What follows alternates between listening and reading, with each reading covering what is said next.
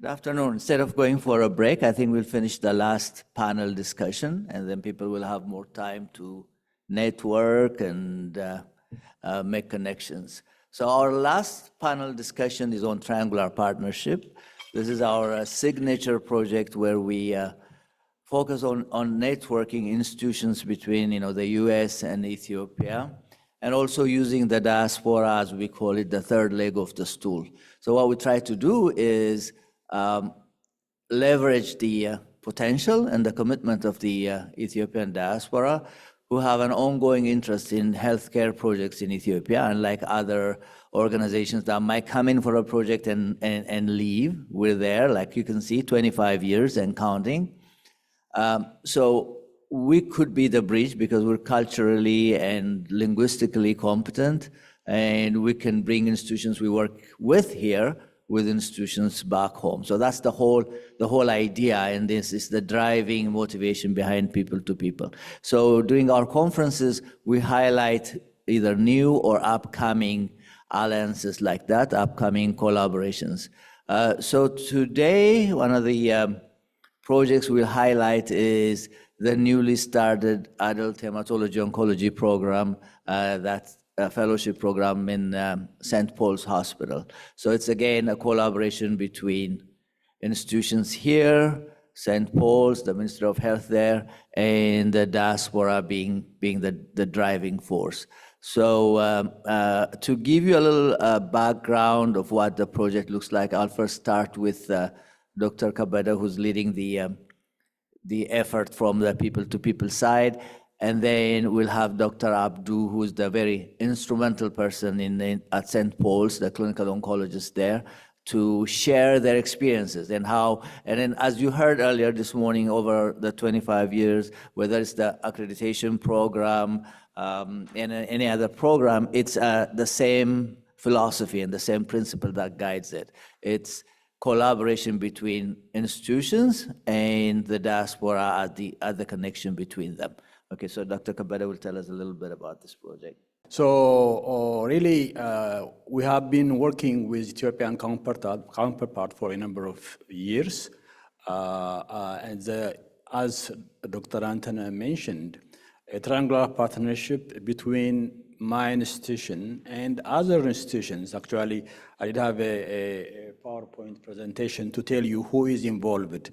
And our aim is really to empower, as the Bulcha families earlier told us, you have ideas, you have action, and you have some kind of result. So this is really the action. Hopefully we'll have the result. But the action will not be happening without the help of all of us participating actively.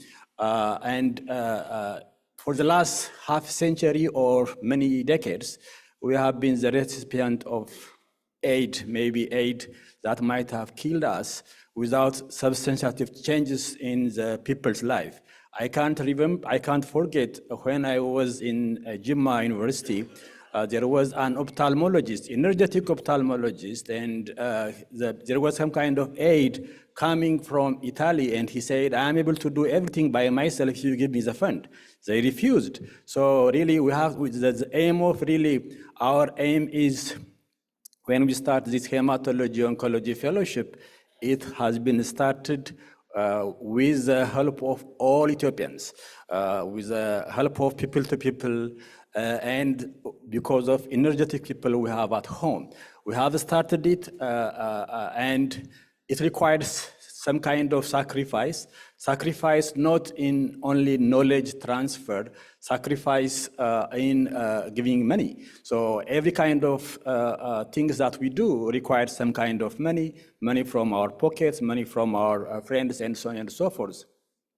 In the last 6 months or so, when we start, so our aim is really to, for the next 3 years or so, to help St. Paul Hospital to be independent. So what the Mayo Clinic, my institutions, and other colleagues here is going to do is to help the young, energetic fellows to learn the principles of hematology and medical oncology. Next slide.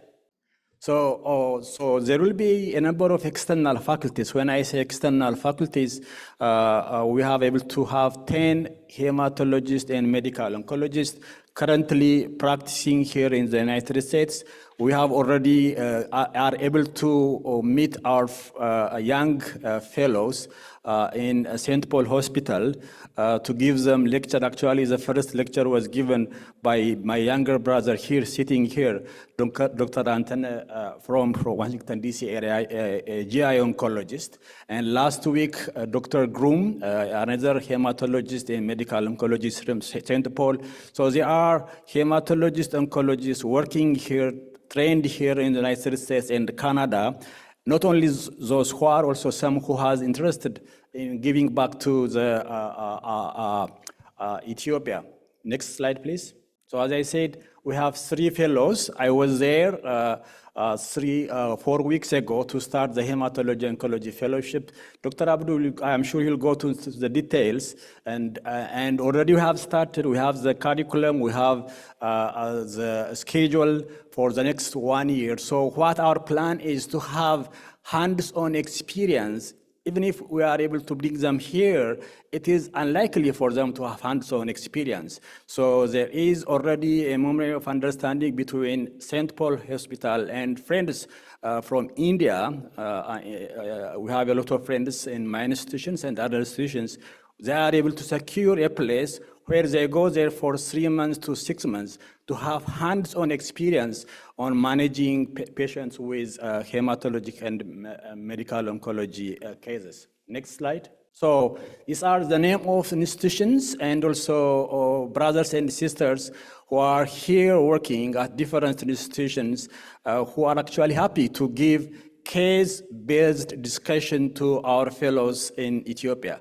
What does that mean? If I have an aunt or an uncle who has some kind of medical or any kind of cancer, they will evaluate them and they discussed with our people here in the United States. It is like having a treatment in the United States. Yes, we don't have the diagnostic capacities. Yes, we don't have the treatment capacities, but they will help them.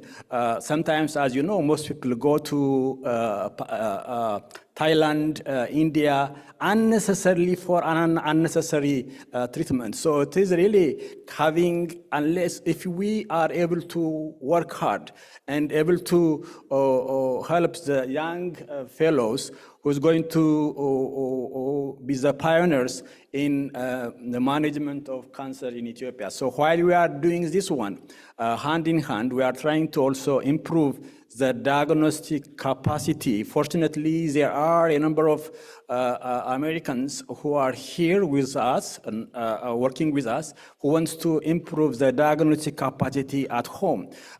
So as next slide, please.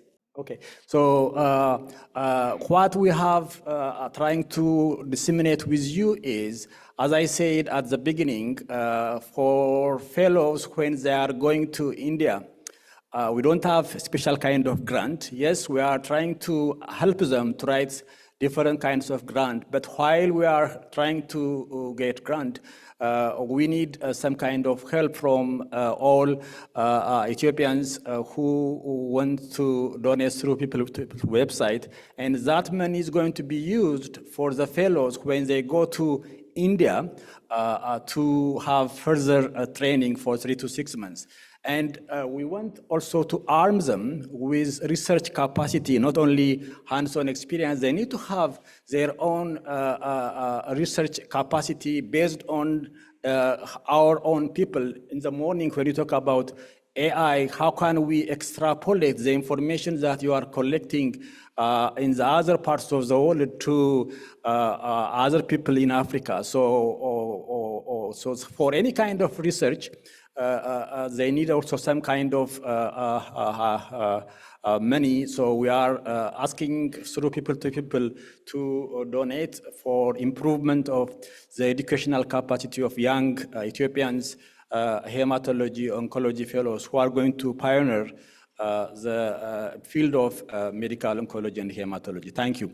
And with that, I would like, do you want to? Okay, thank you, Dr. Kabeda. So the next, Thank you. Yeah. I'll have the next speaker on first, Dr. Abdu Yusuf, who's the really the engine behind this initiative at St. Paul's Hospital. So St. Paul's, as you know, we had Dr. Sanait earlier, has set up a lot of fellowship programs over the last 10, 15 years, have a lot of experience in setting up these programs.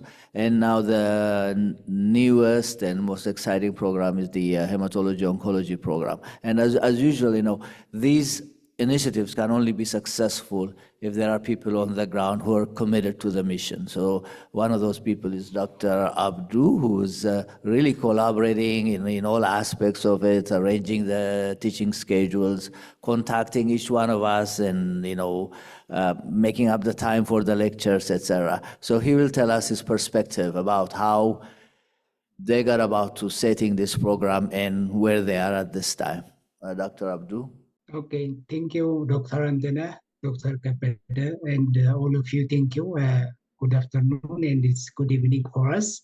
So it's a great pleasure for me to be with you, even though it was planned for me to be physically present with you meeting all, but due to various reasons, I couldn't make it. But I would like to express my congratulations to the 25th years of anniversary for the people to people, for the amazing things that you have been doing. I have been attending the whole day, and I have heard a lot of amazing things from your perspective.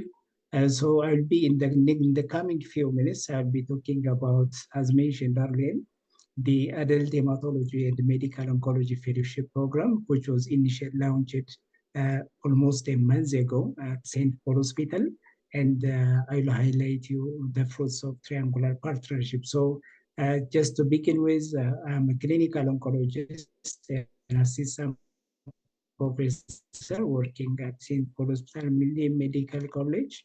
And currently I'm also working as a quality improvement and clinical governance directorate. I'm also certified problem-solved-based learning trainer, and also have a training on the leadership management and governance in addition to the public master of public health. So in my view, in my presentation, I will be focusing on the 3 points actually. So I will be telling you the status of hemato-oncology as a rationale for the fellowship program that we started. And I'll be also focusing on some pointers on the peculiarities of our curriculum. And I will tell you about the way forward from our side, so that we'll discuss at the end of the session. So this presentation reflects my personal views, and I don't have any disclaimer issues. So just to give you an idea about the reality, it is, the reality of hemato-oncology care in Ethiopia. But I'm not telling you the new thing. The health workforce, the number and the distribution is not that much good. But, knowing this, the reality, hemato-oncology gives us the pure rationale to start the hemato-oncology care. And I remember when 2 years ago, with the idea of starting hemato-oncology care, so we just accepted him. We said, welcome, and let's see how we can go with that. So with the, rational thinking, if you see the hemato-oncology care in Ethiopia, for example, the workforce is very limited, and there are around 40 of hematologists is very limited, around 7 or 6 hematologists currently. And most of them, they are working in Addis Ababa and the major cities. And, the curriculum, the educational, the training system is more focused on solid malignancies, which is not coping up with the infrastructure expansion. So all these things, they lead to, the geographic disparity, late presentation, and poor disease outcome is common in our country. The economic burden, the health equity issue is all there. So I was reading, one of the papers which was published just a few days ago in the BMC journal, and they were doing systematic review and meta-analysis of the research done on breast cancer. So it was an amazing finding that around 64% or 65% of all patients, they came at stage 3 or stage 4 disease. So you can see the burden, the cancer burden is increasing, late presentation is there, and we're not doing that much on the care aspect. So this is what drives the hematology oncology fellowship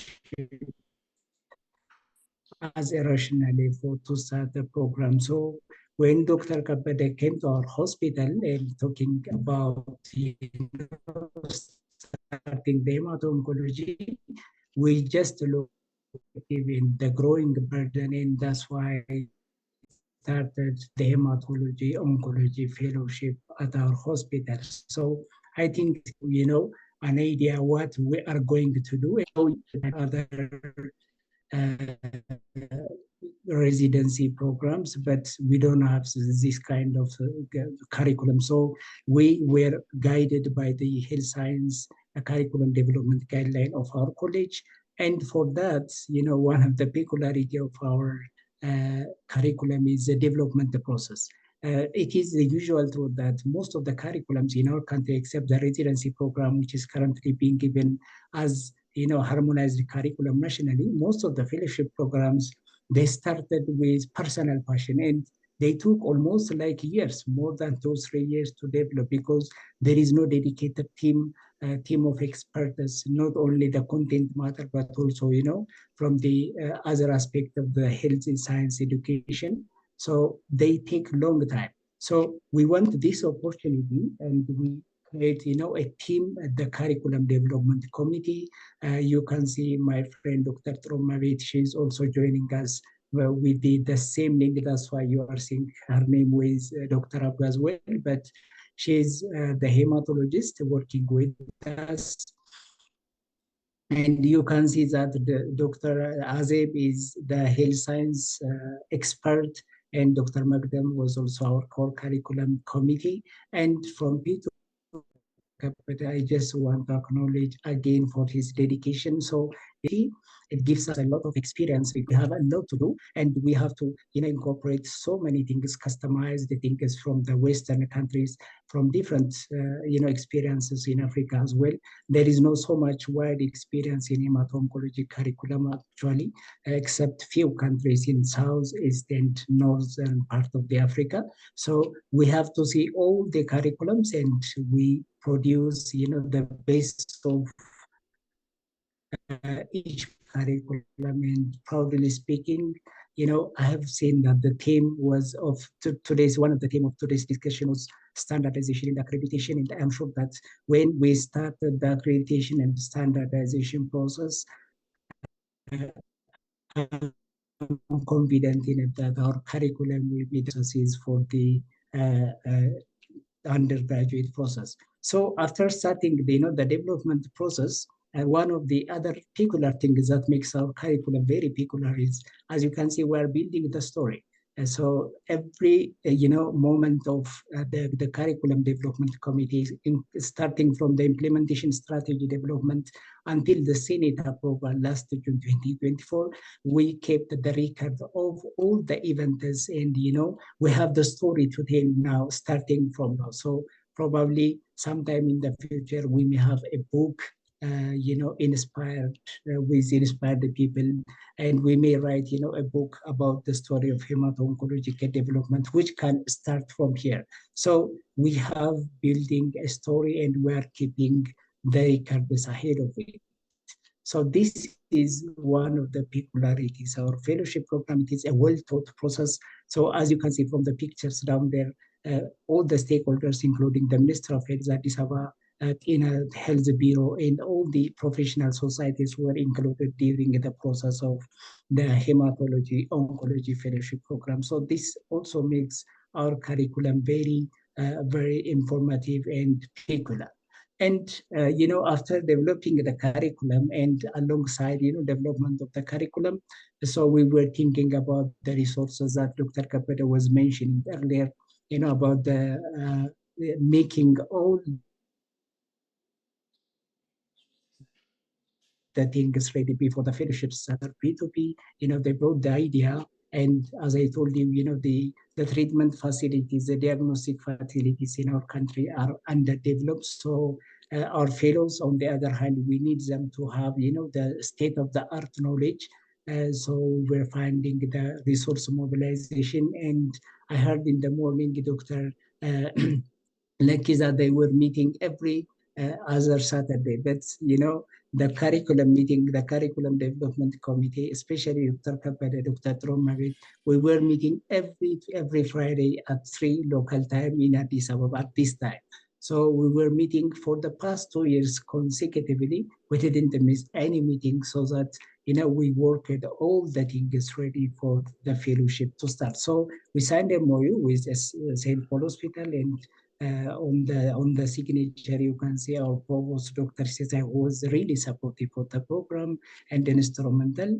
And we agreed with P2P, to facilitate at least the fellows abroad attachment, because they have to see what is being practiced in the hematology oncology care around the globe right now. And as you can see, that I just screenshot the texts that were started with talking with the central, the Christian Medical College in Bangalore. So, Christian Medical College is one of the renowned hemato-oncology center in the world. So, after thorough discussion with the head of the department, the college dean, through our networks, through P2P, we managed to secure an MOU with Christian Medical College, and they agreed to accept our fellow for six months. So they will have an abroad attachment, and they promised us that they will give hands-on training so that our fellows, they know what is being practiced locally, but also internationally. They will have a vast experience during their attachment. So our resource mobilization, as you can see, it takes all the way up to now. We are preparing for our fellows. So as I told you initially, there was an access problem. There is an unequivocal access problem for the hemato-oncology care. So the number of oncologists that I told you, most of the clinical oncologists, hematologists were concentrated around Addis, and people have to travel all the way from all corners of the country to get hemato-oncology care to Addis Ababa, either Black Lion or St. Paul Hospital. So when we design this curriculum, we align the rationale, that means the access problem, with our admission criteria. So as you can see on the highlighted one, we only accept eligible candidates from areas or regions assumed to have inadequate hemato-oncology care. So based on this requirement and based on this rationale, we posted the we posted the the announcement on our Facebook channel, as you can see, on August 19. And then immediately after we announced, after August 19, we had, a lot of, sorry, okay. Yeah, we found a lot of interests from candidates from all around the country, and we managed to get like around 8 candidates. And after a thorough screening, as you can see, you can see that when we do this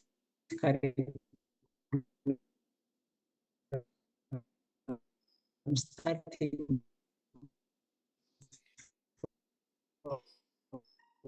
the curriculum development until the process of requirement. As you can see, we start to digitalize and using the cloud storage, because everything, we don't have a paper work as per our try to digitize, and of the screening program, we managed to accept 3 fellows for his dedication, coming all the way from US to for the launching ceremony and having such a wonderful time with our fellows. So you can see we have 3 fellows, and at the same time, we managed, with the help of P2P, we managed to establish this smart room, Fero smart room, because as Dr. Kabada mentioned earlier, most of the instructors, half of the instructors, human resource capital, and we want to learn from their experience. So we want a smart room, and we started this smart room with just a personal effort. I go, I travel all at this, and searching for all the furniture, the TV, and all the audio visual materials. And thanks to Dr. Kapeta, he brought finally this audio visual camera, which is AI.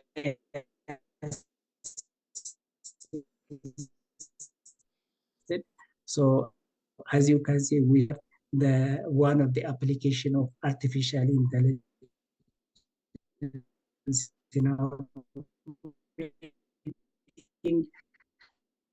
and so this camera, I hope our camera, not only the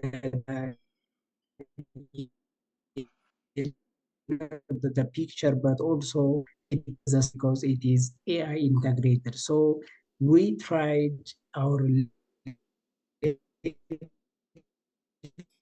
May have to proceed, but this is a very excellent illustration of what a triangular partnership looks like. It's takes really a few dedicated and passionate individuals to start something and then get it off the ground. So it's very exciting. The first batch of fellows have started. So hopefully on our next meeting, we'll be able to give a status report and then where things are.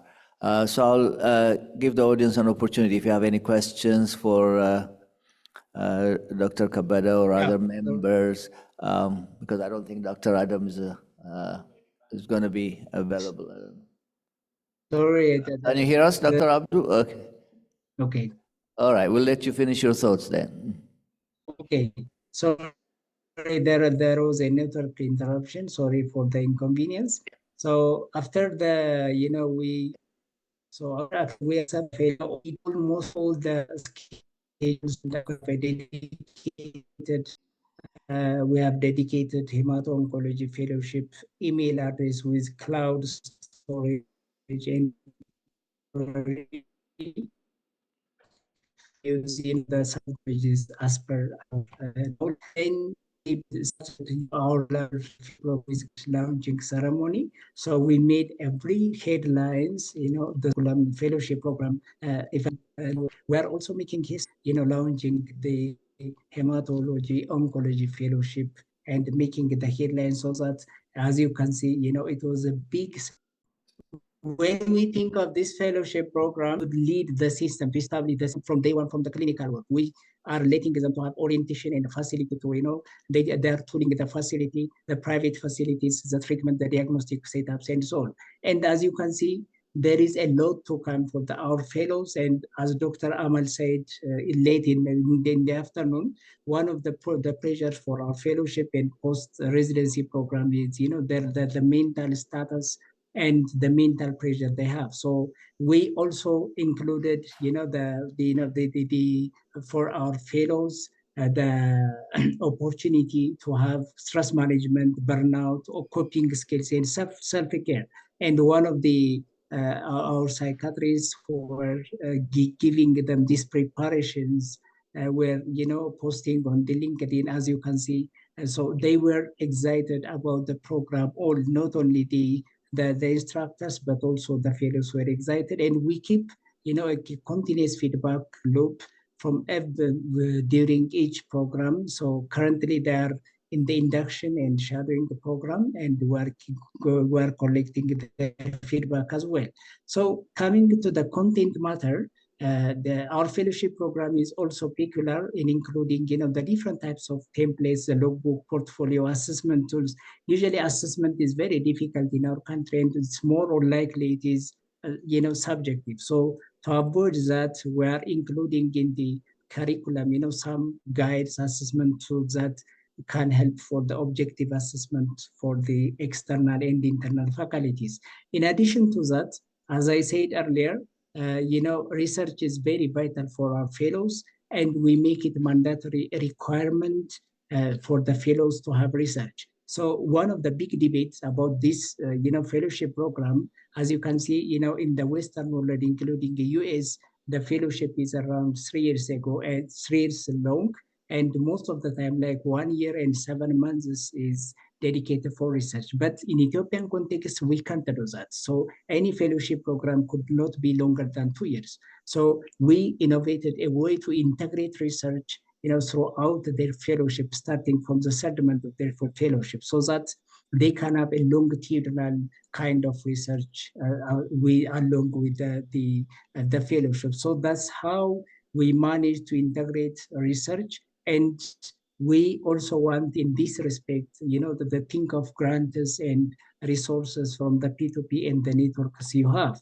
And in addition to that, we included new teaching modalities. As I told you, I'm an expert in the public problem-based learning, and I'm also a quality director and quality improvement trainer. So we included, PBL in their teaching modality, and MDT as mandatory for our fellows. So currently we have, as a college, we have 2 active MDTs, hepatobiliary and breast endocrine MDTs. And this picture, as you can see on the left side, taken yesterday, we celebrated, hundreds of cases discussed in our MDT starting from the establishment. So our fellows do have, the opportunity to learn from the multidisciplinary team and from the various disciplines. In addition to that, the Gondar, the one who was speaking about Gondar experience, was telling about the soft skills. So most of the physicians and the curriculum in our country, we lack the soft skill to be included in our curriculum. So thinking of that, we included, the soft skill like systemic thinking, team building dynamics, because our fellows, they are going to the remote area, they are going to build a hemato-oncology care system. So they have to understand the system thinking, team building, communication skill, healthcare resource management, conflict resolution, and so on. And they have to learn about the basics of leadership. So we included all these, in their fellowship program. And in addition to that, they are going to do a quality improvement project. And for that, they will be trained starting from next week, a basic quality improvement project. And at the end of their graduation, they're expected to graduate at least 1 quality improvement project, which can be published and can be considered as their research project. So as you can see from the slide, our fellows are not going to be only the scholars, but they are going to be the leaders. They are going to understand the system well, and at the end of the day, they will be certified quality officers, and they will understand the research dynamics. So at the way forward, having said this about the peculiarities of our curriculum, I just want to share some pointers about the way forward. So as I said, there is limited diagnostic capacity and poor access treatment in our country, but there are a lot of opportunities coming up. And I think we need the help from P2P and its networks in, upgrading the diagnostic capacity. And currently, I think we are working with Oncopathology Diagnostic Center to scale up the diagnostic capacity. And the other issue that I want to raise is the program sustainability. As you can see from my slides briefly, we try to automate, digitize, and backup mobile app and so on, everything, we are trying to make paperless. But it is a work in progress, and we are doing it, out of curiosity, and we need a technical assistance from your side. And one of the standardization and accreditation requirement is examination, standardization of the exam. So I think for our fellows, we need exam bank preparation. So starting from now, we have to prepare the exams and we have to standardize them. And fortunately, I was involved in the workshop to build exam bank, and we are producing exam bank for the undergraduate and postgraduate students. I think we are going to prepare the same thing for our fellows. And as a way forward, not only the challenges, but also we have to capitalize on the opportunity that we have. Starting from Minister of Health, our college, the P2P, the leadership was very supportive. I think this is one thing that drives, that keeps us driving on this fellowship. We can also work on the palliative medicine and so on, because palliative care is one of the unmet needs of our cancer care in Ethiopia. And in the research aspect, as I told you, our fellows are expected to do research longitudinally during the whole course of their fellowship program. And currently, we are certified to accept the grant from an international society. So our hospital is a certified grant resetter. And, standardization and accreditation should be our next goal. And the way forward is, I'm very grateful and I'm very proud to be engaged in the construction, starting from the scratch, as you can see in the lower part of the picture, from the scratch, from the design of the largest oncology center in Africa. I'm proudly speaking that, our oncology center is not a far-fetched possibility. And proudly speaking, this is the largest standalone oncology center in Africa. So it will include not only hemato-oncology center, but also bone marrow transplantation, surgical oncology, nuclear medicine, radiation oncology, surgical oncology, everything, name it, related to cancer will be included in this center. It is a 450-bedded hospital, oncology dedicated.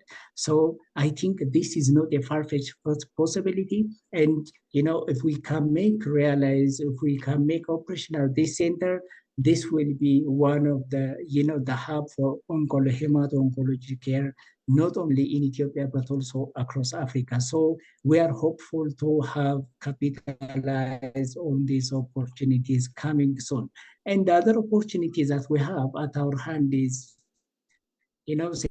St. Paul Hospital, our hospital, an enterprise license. So currently we are building an integrated, diagnostic center for molecular diagnostic, pathology, and imaging.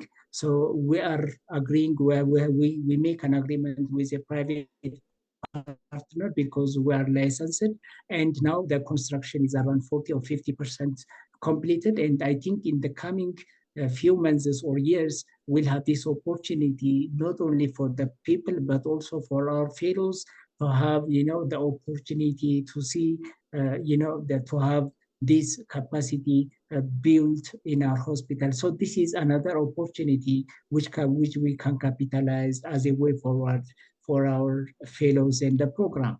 And the other important opportunities that I want to mention is there are growing facilities, private facilities, in Ethiopia, in the diagnostic and the treatment facilities. For example, pathology, oncopathology, they're robustly growing. They're doing hematopathology with hematopathologist, immunohistochemistry, molecular testing. And I want to also mention MRC, Ethiopia Advanced Molecular Laboratory, because, nowadays it's the era of personalized medicine. And even with the limited profile that we have, and with the limitation of the medication that we have targeted and immunotherapy, we still manage to do some of the patients who can afford these tests, and we're providing treatment accordingly. But, if we support these private facilities as well, it will increase the diagnostic and treatment facility of our country, and at the same time, it will solve the access problem. And as you can see on the right side of the picture, the first private nuclear medicine center was inaugurated just in March 2024. So, previously people were traveling abroad to India, to Turkey, and different countries to get, the nuclear medicine imaging like PET scan, SPECT scan, and ablation treatment. Now we have the pioneer the first private facility that are providing this imaging, specifically SPECT scan and radio iodide ablation. And in our center, in our hospital, in the upcoming center, we'll have cyclotron. So, these are the opportunities that I see. Our future is very, very bright in the hemato-oncology care, and we are laying down the foundation. So at the end of my talk, I want to acknowledge Dr. Asseger Samuel from Ministry of Health, St. Paul Leadership Internal Medicine Department, and specifically Dr. Kabeda and P2P team, and my colleague Dr. Toromabit is also working with us, day and night to realize this program. So this is where we are. And I thank you very much for your attention and giving all the patience for due to the internet connection. And I always say we build our shared future. So we build our shared future together for the coming generation. And with this remark, I want to say again, happy 21st anniversary for P2P, and I hope we'll have a more, coming years will be bright and we'll continue working together. And I thank you very much for your attention, and thank you.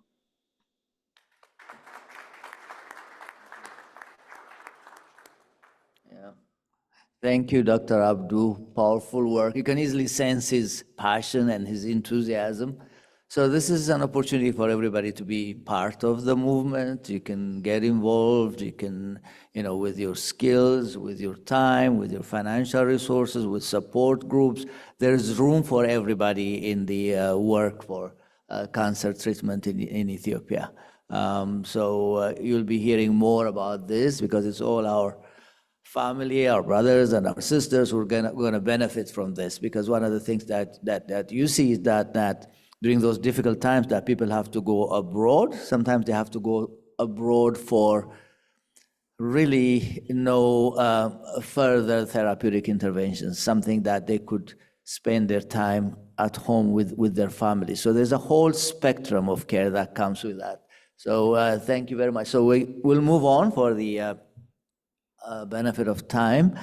So the next initiative we're going to highlight is a budding relationship that we have now with Ethiopian students and alumni at the Johns Hopkins Bloomberg School of Public Health.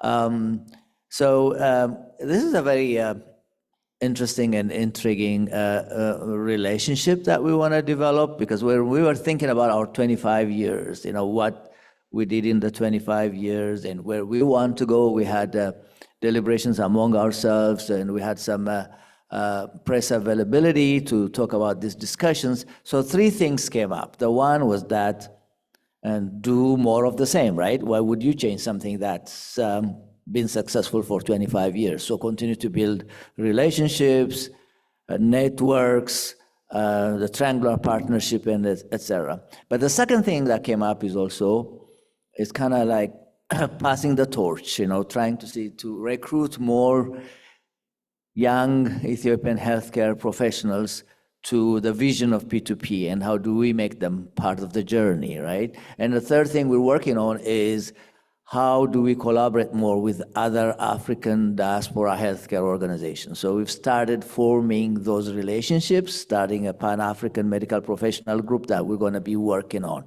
So with this angle, it's pretty exciting to see so many young Ethiopian healthcare professionals in the Bloomberg MPH program. And as people like Dr. Ahmed could tell you, he was probably in the program maybe 50 years ago.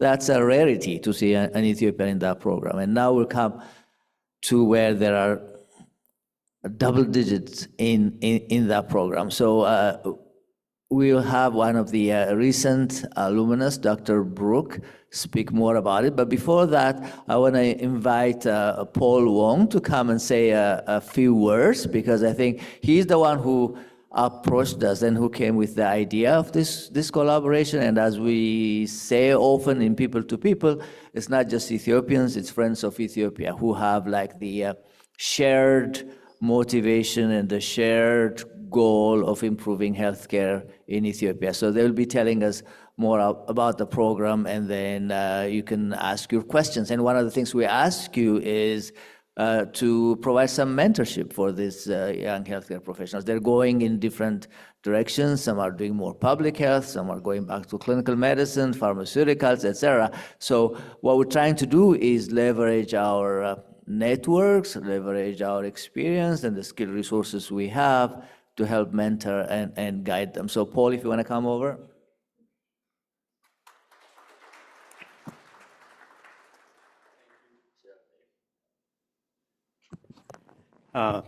Thank you so much for giving me a few minutes to speak.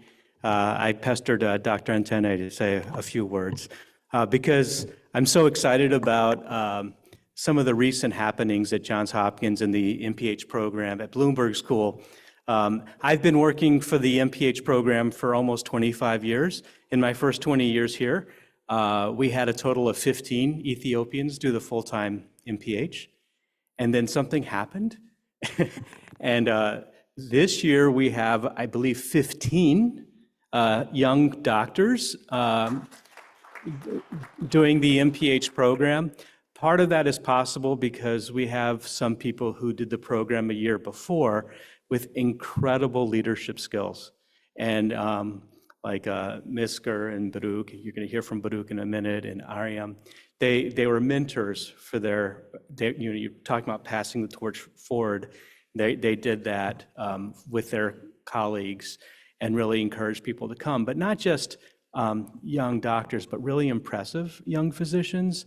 Our program is ridiculously expensive, but they were able to get significant scholarship support because compared to all the other applicants from across the globe, they were really, really strong.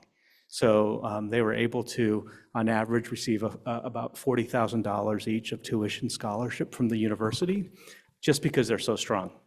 But I wanted just to speak for a minute because we really need your help. These folks are going to make huge differences, make a huge impact, as many of you have, but they really need mentorship and to tap into your broad network, especially as they transition out of the program and looking for their next steps of what they're going to do. We have alumni who work for the WHO, the country director for Ethiopia for Dahlberg is did the program about 10 years ago. People working for the United Nations, for the Clinton Health Access Initiative, so many people who've gone into academia, just really impressive folks. So these are going to be the people. Actually, I'd just ask if you completed the MPH this past May, if you could stand. Aha. Yeah. Thank you. And so there were 7 people in last year's class from Ethiopia. And then if you're doing the program now, if you could stand. So, and then there's Hilkia in the back too, who helped organize this event, who's also doing the MPH. And so it's actually impressive that they're here because this is finals week. And so they're able to come down here by train in spite of all the work they need to do to prepare. But I wanted them to stand up because I'd like it very much if you think back. For those of you, let me ask the audience, how many of you came to were born in Ethiopia and came to the US? Raise your hand.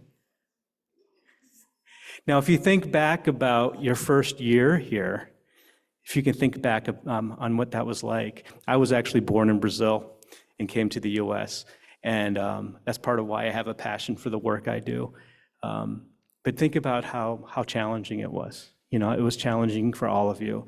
And in spite of how incredible they are, they need all the support they can get. So I'm so grateful to the leadership of People to People to consider the idea of developing a partnership with us and to tap into hopefully a terrific mentorship program. So now I'll pass it over to Baruch, who just finished the MPH. Yep. It's a little bit nerve-wracking to be here to speak after all these people, but I'll try my best. Good afternoon, everyone. My name is Brooke. I'm a proud graduate from Black Lion, 2016. and I'm a recent graduate from the Bloomberg School of Public Health with the MPH program. And I'm very happy that I get to speak with this recent initiative that we had, that we launched in Addis, January last year. So it's the ETHIOPIAN Alumni Association that we're trying to have. As Paul explained and as Dr. Antana explained before, we had close to probably 15 people do the program in the past 20 years. But this year we have close to 18 people in a single year. So that's a big achievement. And we wanted to make sure that this is just not a number. It's also a resource that we want to use and utilize over the years and for the coming generation. If we have to take the torch, we will. And we would also like to pass it on to the next generation as well. So that's what we're trying to do. I cannot advance the slide, so can you help me with that? Okay, so this are the pictures that we had last year when we launched the program. We're at the Ministry of Health with the LED Ministry, and then Dr. Leah, and then we had a launch ceremony during that time with the important stakeholders, deans of schools, and also, as you can see, standing Dr. Tagbar right there from IMA. And so it was launched in January last year. The purpose was to, as I've explained, to strengthen the relationship between Hopkins and Ethiopian graduate students and community in general. And it's a platform for mentoring, networking, and knowledge sharing. That's basically what we aim the ETHIOPIAN Alumni Association to be. Next slide. So the formation, initially, there was trying to be a bridge between Ethiopian and MPH students. We're trying to highlight saying MPH because that's the largest cohort in the school. There are PhD students, MHS, MSPH, SCM, you can name it, whatever. You have Ethiopian students there. So we're very proud to have at least a single student in every of these programs that we have in Bloomberg, but the MPH probably would comprise 70% or more of the program. So it was initiated by Mr. Paul Wong. He is basically the one who orchestrated everything. He came up with the idea, and he wanted to collaborate and make sure that this works. He told us that he initially tried this with the Brazilian students cohort.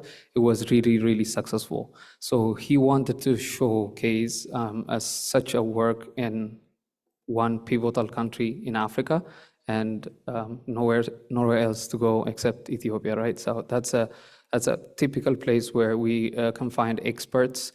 But as you may probably know, we don't have opportunities to network. We don't have enough mentorship, and we don't have people to connect with. We have great people high up there, and there are a lot of folks down there. And the bridge, as you know, P2P bridge, and the reason why we came here is to make sure that this bridge stays alive, and we make sure that we have people connected for networking. So we want to build a community that fosters professional growth and collaboration among the alumni and supports future Ethiopian students, because we have high achievers from our alumni network as well. We have people who have their own consultancy. Merck Consultancy, you probably know Dr. Halula. He's a graduate from the program. There are people heading the Clinton Foundation. There are people leading different programs in WHO. So we want to make sure that this is orchestrated in a fashion that's going to be helpful, not only from students from Hopkins or graduates from Hopkins, but also other programs. So we're seeing actually a record number of, for various reasons, of course, a record number of people in different programs in different universities these couple of years. But we want to make sure that this is a big network that's going to help Ethiopia back. We would not only do this by just going there. We can stay here, use the virtual platform, work on capacity training and mentorship. But to be able to provide that, we're just sprouting, right? We're just getting out and trying to be something and someone. And at this point, I think, as Paul underlined, we really, really need the mentorship. And that's what we are here for. Next slide.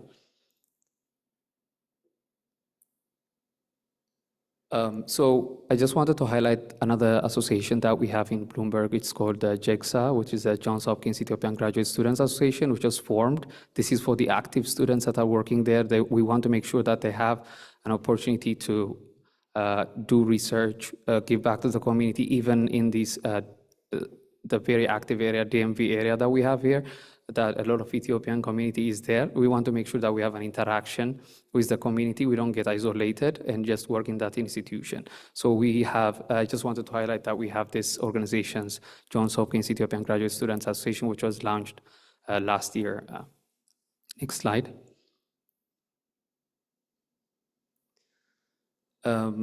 So kind of a contrast for everyone to see. So on the right side, we have the last year cohort, and on the left side is this year's cohort. You can see the huge number of students that we have. This is in 2 years. So this is a huge number in a single school. So we have, as been said, 15 in the previous years, but 18 students this year. It's a huge number. We want to make sure that this is a resource that we can guide, you can guide, to make sure that they have a positive impact on their community. Next slide. Of course, we graduated last year. This was all the students who graduated last year at the Hopkins field. And so moving forward, we want to expand this committee's work, this Hopkins Association work, to collaborate works not only to help mentor these students, to make sure that these students would also have an impact back to the community in Ethiopia. So we want to make sure that they contribute through internship programs, through exchange programs, fellowships, or any kind of capacity building and training that they can provide, they would like to provide. They are very eager to provide. I am very eager to provide. So we just need the mentorship and support. And we want to increase this engagement of the alumni, because the program, the MPH program, is 11 months. So people just quickly become an alumni. So just become a graduate just like that, and then they become an alumni. We want to make sure that that network stays strong. So finally, we want to explore opportunities for cross-border collaboration between Ethiopia and the Hopkins alumni globally. We want to make sure that there are bigger programs coming out in partnership from the country itself, the Ministry of Health, and different institutions from Ethiopia. And Hopkins, as you know, Hopkins is the #1 school of public health in the world and in the US. We want to make sure that these small projects that are done here and there are orchestrated in a fashion that could help and support global health. So this is what I wanted to say, but thank you so much. I may not have spoken in a great way, but thank you. I really appreciate the time.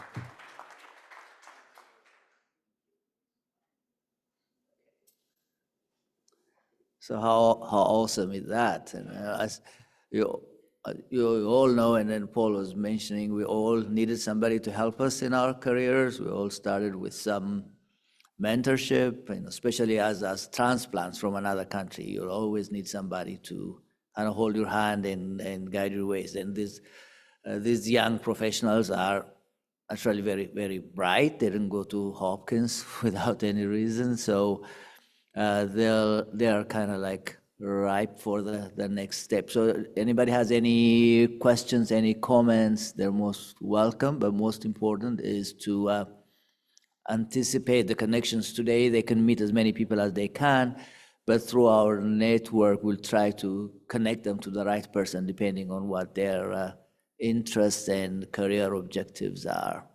Yeah, Brooke, is that something you can answer? Because we know for a fact that there are quite a few Ethiopians as clinical faculty at Johns Hopkins, and so are there any connections with them, or do you need some assistance in that too? Make it a large network there. So yes, of course, we plan to collaborate with them, but make sure that they, as Dr. Kabad, as you said, give them an interest to go back and serve Ethiopia. Some of the ideas like Dr. Branu and his wife, I think is very similar, because they are also focusing on young generation. So I think it would be, and there are so many leaders here, maybe like in the future, a separate session where all these stakeholders invite and have like some sort of webinar, because lots of people, there are so many like faculty members to different universities in Ethiopia, here in the diaspora, some of them in California, New York here. So I think the work that you guys are doing could be just as we say, networking. So Dr. Antana, he is leading like from P2P side, he's our focal person. And then all of you, we can, and maybe in the next session to invite Dr. Brano and his wife and many others who are not actually here today. That may probably be as an action item, you know, like you guys came here and I have realized that, you know, there's exam, you know, but you get priority. So we take that to the heart. But at least something like to look for in the future. So we could just set up another like a webinar where stakeholders could be involved and brainstorm, just as an idea. I remember before last year, Dr. Gabayo told me that when I brought my daughter here, he said I would have bring my daughter too. So maybe we need to have some kind of brainstorming. So maybe when we come next year, we might create a young Ethiopians side on one of the rooms. They can create their own kind of mini conference. So this is just an idea. I mean, this has an exciting potential.